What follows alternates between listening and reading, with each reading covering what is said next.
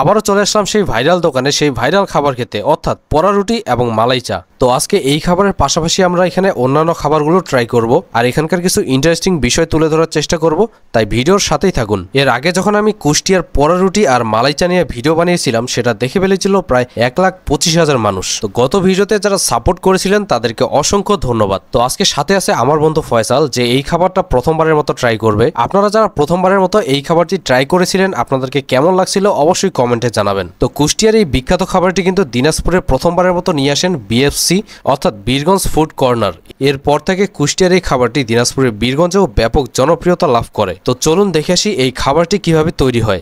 প্রথমে একটি ফ্রেশ পাউরুটি নেওয়া হলো, এরপর এখানে ঘি মেশানো হচ্ছে। পাউরুটিতে ঘি মেশানোর পর এর উপরে চিনি ছিটিয়ে দেওয়া হচ্ছে।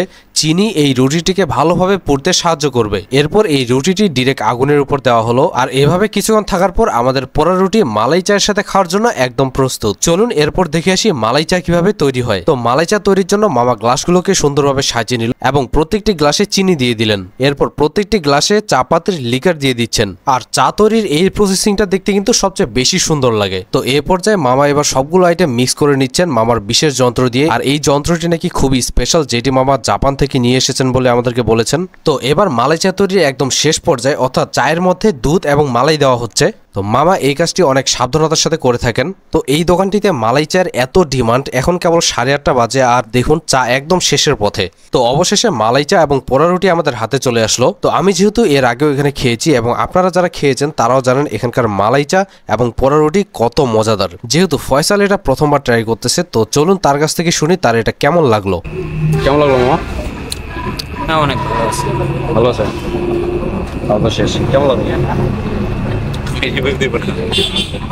কুষ্টিয়ার এই ঐতিহ্যবাহী এবং জনপ্রিয় খাবারটি সম্পর্কে আপনাদেরকে কিছু কথা জানিয়ে রাখি। শুরুটা ছিল সাধারণ কৃষক পরিবারের সস্তা ও সহজপাচ্য খাবার হিসেবে, তবে সময়ের সঙ্গে সঙ্গে এই রুটি ও মালাই চা কুষ্টিয়ার রাস্তাঘাট আর হাট বাজারে পরিচিত হয়ে ওঠে। প্রায় 30 থেকে 40 বছর আগে থেকেই কুষ্টিয়ার বিভিন্ন হাট বাজারে এই যুগলবন্দি দেখা যেত। ভেড়ামারা ও শহরের কিছু চায়ের দোকান এই খাবারটিকে করে তুলে বিশেষভাবে জনপ্রিয়। আজও যারা এই খাবারের স্বাদ একবার নিয়েছেন তারা একে ভুলতে পারেন না। এ যেন শৈশবের এক টুকরো স্মৃতি। রুটির হালকা পোড়াগন্ধ আর মালাই চার মিষ্টি ঘন স্বাদ একসাথে মিলে তৈরি করে অসাধারণ একটি ফ্লেভার। এখন কুষ্টিয়া গেলে অনেকেই এই খাবার খোঁজেন, যেন এই শহরের স্বাদকে ঠিকমতো উপলব্ধি করা যায়। পোড়া রুটি ও মালাই চা এখন শুধু খাবার নয়, কুষ্টিয়ার একটি ফুড কালচার, একটি ঐতিহ্য, যা আমরা খুব সহজেই দিনাজপুরের বীরগঞ্জে বসেই পেয়ে যাচ্ছি। এই জন্য বিএফসি কে অসংখ্য ধন্যবাদ। তো চলুন এবার আমরা আমাদের পরের আইটেম ফুচকার দিকে যাই। এটা নিয়ে আসলে নতুন করে কিছু বলার নেই, সবকিছু ঠিকঠাক ছিল আর খেতেও দারুণ ছিল। আর প্রতি প্লেট ফুচকার দাম ছিল 40 টাকা। মালাই চা ও পাউরুটির কম্বো ছিল 50 টাকা।